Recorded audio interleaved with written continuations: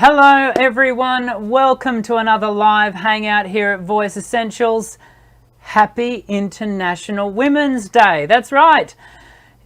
When you get to Monday, the 8th of March, and many of you haven't yet arrived there, but when you do, it's International Women's Day. And so here in Australia, we've already been celebrating that for 13 hours. And so ladies, to you, I acknowledge you and see you and thank you for all that you do in the world and how you encompass your gender. I don't know what more we say about that other than, Happy International Women's Day. Of course, I'm married to a woman and I have two beautiful daughters, one son, but two beautiful daughters. So our International Women's Day was something that we as a family noted and acknowledged. I said, my wife Jodie, actually I walked out before and she said she was celebrating International Women's Day by spending the day in the kitchen, which kind of had a sense of irony to it, but that's where she wanted to be. So good-o. It doesn't matter how you celebrate it. I guess it's just important that we do acknowledge women all across the planet. So ladies, happy International Women's Day. Next week, well, actually, let's talk about today first. We're going to do a Q&A today. So have your questions ready to go. To the best of my ability, I will try and answer your questions. Just looking over to make sure my audio is all good, and I'm hoping I can't see any messages from Linda. Linda, as you know, is our moderator extraordinaire. Linda, the moderator extraordinaire, is always in the live chat monitoring things for us. So I can't see anything. Audio is all good. I'm still nervous about it, everyone. For those of you who are part of the community and tune in regularly to these live shows every Monday, 1 p.m. Australian Eastern Standard Time, weekly, you will know we've had some challenges over, not so much over the last couple of weeks, but certainly before that. So I still get nervous about it. Anywho, so this week we're doing Q&A. Next week we've got a special guest on the show, Dr. Shannon Coates. She's been on the show a number of times before. The reason I keep getting her back is because she's fabulous. And next week we're kind of going to be talking about a controversial subject. And it was actually Shannon who messaged me and said, I kind of want to talk about this subject, which I'm not going to tell you what it is. You'll have to wait and find out. But she said, are you game? And I said, well, yes, let's talk about it. So anyway, come back next week and make sure you hang out with us, because I think Dr. Shannon has some things to say. Of course, for you to be reminded about the show, all you have to do is subscribe to the channel and hit the white bell icon to just get the notifications to remind you when the show's going live. But it is the same time every week, Mondays, 1 p.m. Australian Eastern Standard Time. Very quick shout out to Mackenzie, an active member of our community. I saw in the chat earlier, Mackenzie, that you are about to have, your sister is about to have a baby boy. Congratulations to your sister, and which makes you an auntie third time over. That's awesome. Congratulations. I saw that, wanted to recognize it. And that's what I was saying to Scuba Girl, who's also an active part of our community. There she is, Terry of Scuba Girls of Georgia. I was saying to Terry in our private lesson this morning, so Terry's in the US, I'm in Australia, so we're having her lesson while it was 6 p.m. for my 9 a.m. Anyway, we're having our lesson together as we do every week, and we're just talking about the Voice Essentials community and how fabulous, I really didn't get that out. I went to say fantastic and then switched to fabulous in. How fabulous the community is here at Voice Essentials. And it was really highlighted for me in the Facebook community page. So if you're not already a part of the Voice Essentials Community Facebook group. We would love to have you join. It's free to join. All you have to do is answer the questions at the beginning to gain access, and always acknowledge the group rules. For those of you who may have tried to be a part of it and have been denied access, it will simply because you haven't accepted group rules. All you have to do is accept the group rules and in you come. There's over 1,000 people a part of that community. And Kathy in that group, as I think yesterday, was sharing the impact that the discussion I had last week had. So the discussion was had with Kate Baker. She's from New York. She's a singing teacher, jazz singer extraordinaire. And we're talking about, not needing to have perfect notes. It was just one small part of the conversation. And Kathy just so beautifully and vulnerably shared. Kathy, I can see you in the live chat. Thank you for how you shared your heart and your experience and the way that last week's chat impacted you. And as a result, your sharing that with the community, I think, had a massive impact on all of us. And so I wanted to acknowledge that, because that is what this community is all about. I continue to see, other spaces online where we could, you can gather, you can get information or whatever. But what I think is unique to the Voice Essentials community is that sense of encouragement and authenticity that comes with a certain sense of vulnerability, appropriate vulnerability, and just the people that this community is drawing to itself is just fabulous. And Kathy, you're an excellent example of that. So I wanted to just say thank you, and encourage those of you who are not yet a part of the Facebook community group, be a part of it, because it's so good. It's so good. You get to watch other people's videos of them singing, and it's fantastic. So make sure you jump in there and be a part of that. We really don't have much more else to say in the form of, what do we call it? Housekeeping. So what we're going to do is we're going to jump over to our Q&A.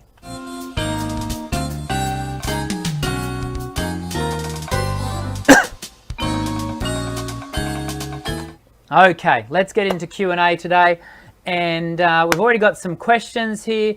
The Q&A today is going to be a little shorter for two reasons. I've got a new student coming in this afternoon, and I do need to do some prep for that session. That's the first reason. Second reason is I'm not feeling the best, and so I was fine when I saw Terry at 9 a.m, but as the day has progressed, I'm just feeling a little bit ugh. So I'm all good. So you don't need to stress.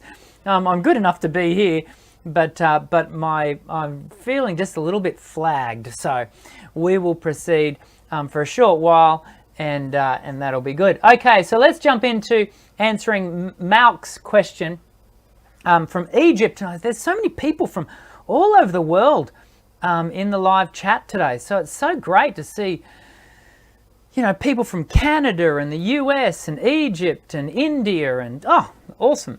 And Australia. And of course, Linda's from Australia. Hi, I want some help with my range. I want some help. My range is C3 to E6. I'm really confused. This is Malk saying this. I'm really confused. What voice type am I? With love and support from Egypt.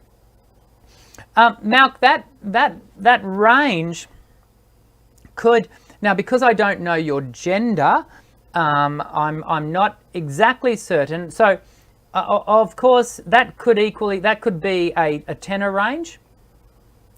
That could be an alto range, getting down towards what some people would define as contralto. And dependent on your gender and how you want to identify is going to tell me what the answer to that is. I know that Linda has shared into the chat a link to a video that you can go and watch, and I'd encourage you to go and check that video out, and you'll be able to really make ascertain from that video what your voice type is. Oh, heads up to everyone, if you want your question answered today, you absolutely need it to be answered, you can use the super chat. I always prioritize the super chat questions, and as you know, all super chats go directly back into the support of this channel and keeping it going. Mackenzie has asked, hello Mackenzie again, my question for Dr. Dan today is, how do I scream healthy for an acting role that requires me to scream a lot? So there's kind of, again, two answers to this, Mackenzie, in the sense that if the screaming is coming from the point of view of spoken voice, dramatic theatre voice, my encouragement to you would be to seek out an acting voice teacher, someone who specialises in voice within the theatrical world. And I know that you're doing a course, a performance course, so perhaps you've already got access to that person. And I do encourage you to seek that out, because you know, you can do your voice a lot of disservice in a show that requires yelling and screaming, but you can learn how to do that in a far more efficient way, but that is not my area of expertise, and so I direct you to the person that would have that expertise. If I went to say, if it's from a singing point of view that you've got to do a lot of screaming, then, you know, certainly that's a different question. But actually, I doubt that would be the case, because this is a music theatre show, I would think, or a dramatic theatre show. And so it more than likely is going to be something you're going to need to go and speak to a voice actor for. Thank you, Carla, for the super sticker. Appreciate it. Very cute. Bonnie Davidson has asked, what is the best app or method to learn to hold and find pitch, which I think is the most important place to start to learn to sing, which I cannot find and hold pitch. Can I ever learn to sing? So Bonnie, firstly, if you're looking to develop your voice, I really encourage you to check out my Voice Essentials course. Many of the people in this live chat right now are enrolled in that course. There's a link in the description section of this video. I direct you to it because, as so many people in the live chat will tell you, it gets results. Yeah, it's not just taking your money and running. There is results to be had, really positive results. I did last week release a video about identifying and helping. There's a couple of apps that I review that help you to identify pitch. And so I'd encourage you to go and look at that. If you go to my channel and go to the videos tab, the YouTube channel I'm referring to, go to the YouTube, the videos tab on that channel, and it will be, after today's, it'll be the first or second most recent video that I've posted. So that would be something that I'd encourage you to check out. But I then am given to saying to you, Bonnie, that actually to start with when learning to sing, perfect, you know, hitting an absolute perfect note is actually not the most important thing to learn. Pitch within singing is more often than not a symptom. So good pitch, bad pitch is more often than not a symptom of a technical cause. And so we have to establish a whole heap of techniques, some foundation to build the voice upon. And when we do that, our pitch will improve. If we put the cart before the horse, you can certainly learn to achieve better pitch accuracy with your voice, but when we do it the wrong way around, where we don't lay the right technical foundation, what we can do is go achieving better pitch through a whole heap of tension and, you know, muscular structure and strain, which then limits you down the track. So yeah, you might have this one octave of like absolutely perfect notes, but you'll be restricted in every other way. And so actually, Bonnie, I'd be encouraging you to invest heavily into some technique and then allow the pitch accuracy to form as you go along. And I take you on that very same journey in the Voice Essentials online singing courses. Hopefully that's helpful to you. Harsh has written, my high-pitched voice is not stunning, but it does not sound good as I want. What will I do? Developing your high voice, Harsh, does require, again, foundational techniques that enable better muscular balance throughout your full range. And so when we access your upper register into falsetto or flute, depending on where, again, your gender, you have to be able to manage your muscular balances, the balances between your shorteners and lengtheners, your TA muscles and your CTCA muscles. And we go into all of that in the course, but I'd be encouraging you to be thinking about the strengthening of the muscles that operate your lengtheners, the CTCA muscles that operate your upper register. Well, no, they don't operate your upper register. That's an incorrect way to say it. They enable the lengthening of the vocal folds, the thinning of the vocal folds, so that you can, go higher. But it's a funny thing because people often think, okay, if I'm strengthening those muscles that help me to access the upper register, shouldn't that then mean that voice up there is going to be as strong and full as the voice down lower? No, the balance, the tonal, the timbre will continue to be different, but the voice can be much more stable, much more reliable and consistent. And then you're able to use that colour that you can access in that upper register with a lot more reliability. Kelly, another one of my private students, we've got private students all over the shop here today. Kelly has asked, as we are learning, should we try to sing songs that are way out of our range, or should we stick to what's easier as we learn? Better to challenge. Hey, great question, Kelly. Actually, do you know, if we were to go back like 3 or 4 years to one of my very much earlier videos, so the quality of it's probably, the content's good, the quality of the video may not be so, but you can go and check it out, where I talk about what I coin as altitude training. So when we talk about the development of your voice, let's explain what altitude training is.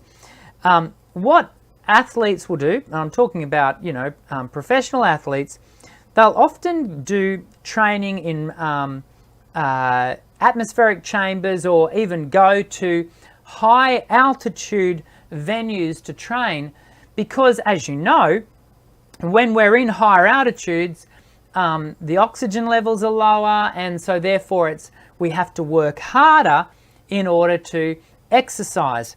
And so the idea behind that is that when you exercise and train in that area, you build and you develop your lung capacity, your muscular capacity, so that when you come back down to sea level or lower altitudes, suddenly you find that a lot easier, the task, whatever the athletic task that you are doing.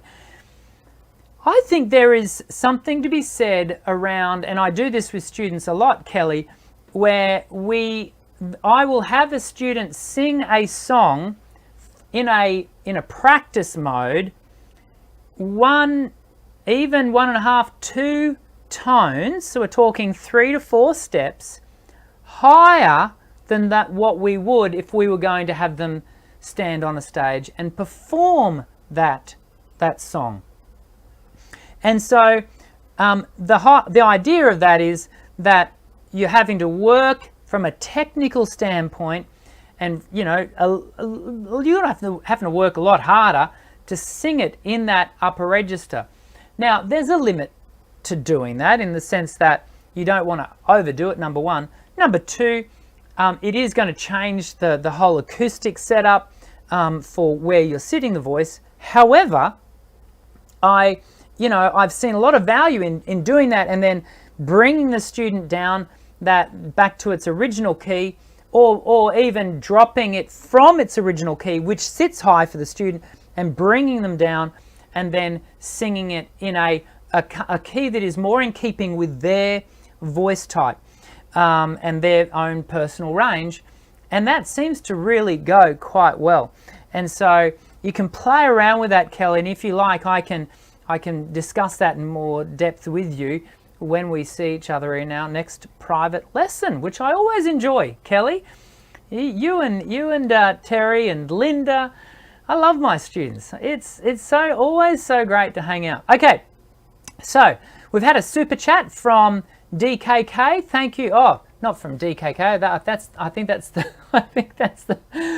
the monetary part of it. Osuma.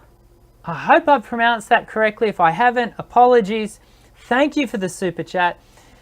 And it simply said that the question is, since we hear ourselves differently, is the note I'm singing and hearing not the one everyone else hears? And if so, how can I actually know? That is a really intuitive question.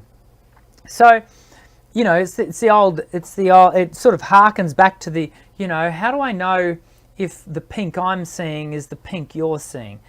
How do I know that the note I'm hearing is the note that everyone else is hearing, when we know that we hear our own individual sound unique to everyone else? Well, here's the thing. Because the voice is tuned at 2 points, we have what I refer to as laryngeal pitch, where the vocal folds oscillate. And I find most people, even just with a little bit of help, can get laryngeal pitch, the oscillation of the vocal folds, to be pretty accurate. Where most people then really struggle, and this is where the big challenge of developing the voice comes, is in pharyngeal pitching, or vocal tract shape pitching. Because the second point at which we have the tone, the way we shape our vocal tract, will influence the perceived pitch as the voice travels from the vocal folds through the vocal tract. And in that sense, the human voice is the only instrument on the planet, to my knowledge, that has 2 points of tuning. And so what we've got to do is make sure that the tuning of the vocal tract is in harmony and with the tuning of the vocal folds. So when we then come to identifying, am I getting the right, is what I'm hearing within my, by virtue of bone conduction, some bleed up through, not bleed as in blood, but audio bleed up through the eustachian tube, and also what I then hear via my own ears as I'm producing sound, to be able to ensure that pitch is accurate. It's so beneficial to have an external source reflect back to you that that's the case. Now, you can do it one of 3 ways. You can do it with a singing teacher, an excellent way to do it. You can do it with a recording device, or you can do it with, for example, one of the apps that we reviewed in last week's video. And then you can identify and start to tune what you hear. And sometimes it can be surprising for students to go, oh, what I thought was on tune is just a bit flat. And so we have to rewire our oral learning and just adjust. And sometimes that adjustment can take, a few months. Sometimes it can take years, but we adjust and we identify and make, so that we sort of line up all the dots. I hope that is helpful. Carla's throwing a super chat. Thank you, Carla. I have my first singing voice therapy appointment on Wednesday. What should I expect? So given that you've used the word therapy, and here's a really, I was doing some more reading. As you know, I'm an avid reader, everyone, in the world of voice and beyond, but doing my reading last week, and there's a great chapter within the second edition of The Vocal Athlete by LeBourne and Rosenberg, but the chapter is by Leda Scarce, someone who I've mentioned many times on the channel. And Leda talks about the use of the term singing voice specialist and those sorts of things. And I really liked, there's a lot of debate around the subject, and in the US for quite some time, I started using the term singing voice specialist 10 or 15 years ago it would be, in recognition that I was doing work beyond your normal singing teacher, working in team with speech therapists, speech pathologists, and laryngologists, ear, nose and throat doctors. And so, but here's the thing, in the US, there was this sort of growing, mounting thing around singing voice specialists supposed to be being speech pathologists first. And so I'm not a speech pathologist. I've worked with speech pathologists in team with them for decades, but I am not one myself. I stay within my lane. I love the way Leda, I think, has pretty much solved the issue around this term. And she refers to them as, now what did she call them? Clinical singing voice pathologists. Or is it singing voice specialists? But the key term is clinical. And the reason that's interesting to me in relationship to your question, Carla, is because you've used the word therapy. And I'm always very, very, very careful to not use the term therapy, because I am not a speech therapist / pathologist. I'm even careful around using the word in relationship to what I do as rehabilitation. Now, some of the activities that I do tie in with the rehab work of the rehab team, being the laryngologist, speech pathologist, sometimes a physiotherapist that may be working with jaw and other alignment issues. And then I come in as a part of that team, a part of that rehabilitation team. And so in some respects, I do play a part in the rehabilitation of singers, and then we move into the habilitation of singers. But I've got to be very careful when I use the word, and I try to always be very careful when I use the word therapy, because I am not a clinical singing voice specialist. I am a contemporary singing voice specialist. Anyway, that was a song. Everyone's going, who cares? It's really important. Anyway, back to Carla having your voice therapy. If you are going to be with a clinical voice specialist, then you can expect to be doing speech orientated activities. So you may be doing things like voice function exercises. There's a whole range of methodologies that the speech pathologist might find themselves aligning with. What you can also expect, Carla, is for the therapist to take quite a detailed profile of your voice and what its history is and what you've been experiencing with it. And from there, what you might also expect is that the therapist, if they are a clinical therapist, even if they're not, they may want to direct you to have your voice checked by a laryngologist to ascertain a baseline on which they can then build a therapy program for you. Beyond that, I wouldn't want to sort of preempt what will be done, but certainly there's some things that you might anticipate happening. And I would encourage you to, Carla, to also be looking for the teamwork of that professional. You want to know that any person looking after your voice has access to a wider team than themselves, and that tells you that you know, they're working in team and that they're going to have the support of that team should your voice require that. I hope that helps. For Mummy's Dragons, for Mummy's Dragons, every now and then I get caught out by the monikers of here on YouTube. Is it okay to practice in falsetto? Does my falsetto range count for my singing voice type? Yeah, it's actually a question I get asked a lot, Mummy's Dragons, on the voice type video.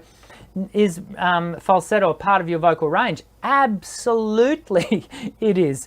It is the top register for most singers. There are those select few amongst us who can access whistle tone, which sits above that again, sort of generally above C6, but us mere mortals, of which I am one, you know, falsetto is that top point.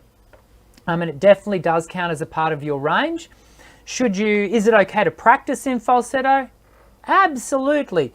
And in Voice Essentials 3, we have a whole exercise dedicated to just working that register. And it's quite challenging, which is why it's in the advanced level of Voice Essentials 3. Okay, coming down here to Carmelita. Whoa, where am I coming? Carmelita, I can't sing whistle notes due to hypothyroidism, so what should I do? Well, I think if you were able to access whistle notes prior to identifying hypothyroidism, then there may or may not be a lot that you can do. I would dare say that you are on medication, Carmelita, for that. And really it's a process of discovering what will your voice do. I have a whole video on thyroid issues for singers if you want to go and do a search in the channel. And hopefully some of the information in that will prove beneficial. I've just seen a bonus comment that Linda's written down here from Random Addy. Damn, I love your... Oh, Dan, I love all your videos. Hi from Miami. Thank you very much, Random Addy. That's appreciated. The feedback's always encouraging. I'm going to go to John Fuma. I'm jumping over... Just spreading the love, Harsh, because I see you had another question in there, but I'm going to spread the love because we are going to finish in a moment. John, after years of trying different techniques, I feel like I've lost the proper sensation of phonation. How can I know if I'm doing anything right when everything leaves me with a sore throat? John, there's an old adage. You can only serve one master. There's another sort of side adage that goes with that, and that is a house divided against itself cannot stand. Now, those two things, those two ideals, is when you have, and this is one of the reasons why I won't allow my singing students to be with another singing teacher at the same time. I'm talking private singing lessons, or I won't step in and become a second singing teacher to someone, because you can't serve two masters, right? Because what ends up happening is when you do that, and let's just talk vocally, you end up, the student of voice, end up having to make a decision as to which of the teachers is right. Now, on one level, that you can do that in the sense that you can make a decision to pick from here and there. My observation over doing this for a couple of decades, this teaching thing, is more often than not that simply leads to complete confusion for the voice. So many times I have new students arrive in my studio and they, out of their own self expression will say, I just feel like I've lost my voice. I'm confused. I've spent all, the last couple of years, spending time on YouTube and listening to this YouTuber and that YouTuber, and generally I'm often in the mix and I'm lost. I don't know where my voice is anymore. And that's because I really do believe it's important to zone in on one teacher. Now, and that is a matter of you identifying who do you resonate with, excuse the pun. Who do you feel you can trust to really dig deep and go the journey, like the full length journey of that person's technical approach, and allow your voice to really bed down into that. And to be honest with you, that's where I see the most success with my students, is when they kind of, for a period of time, put blinkers on. I'm not advocating that you would do this forever. At the end of the day, we are the sum total of our journey. And you are going to ultimately have multiple instructors over the journey of your life in the area of your voice. And that is a good thing. That's a positive thing. But I do strongly believe that from a learning point of view, it's good to really focus in and zone in on a singular instructor for periods of time. And I'm not talking weeks and months. I'm talking, at least a couple of years. And allow the voice to really travel the journey of that instruction. And I think that's where we often see the best results. I'm not saying that that's where we see the only results, but I often observe that we just don't see as much confusion in singers' voices when they do that. And Ozuma has put in another super chat, which I very much thank you for. I'm going to go one more question, then we're going to call it a day. I can feel my energy levels starting to flag, and as I've got a couple of private students that I have to see this afternoon, so I want to be able to give them everything that I can. Give me back my dog. Well, I hope you haven't lost your dog. This is the comment. Have a lot of trouble with sound in the word world. Gets caught in the throat. It always comes out sounding throaty, nasally, not open or rich sounding. Any thoughts? You can try to morph that, and in fact I've got a whole video where we talk about modifying vowel shapes, and you might want to go and check that. I can't even remember. There's over 500. I think we're climbing towards 600 videos on the channel now. I do often forget what videos are called, but anyway, go type into the search modified vowel, or maybe just type in vowels and then go looking into what that search brings up, and that might be the best way forward. But the way we modify vowels so that world, and it's going to come back to your native language as well, your accent is then going to have a further influence on how you structure and shape certain vowels. And every language, every accent, and even regional accent will struggle with certain shapes that other languages and native tongue won't struggle with. So the wonders of the complexities of singing. Excuse me. I think we'll call it a day there, everyone. Oh, here we go. I just want to quickly, before we do, I've just seen a comment further to Carla's question.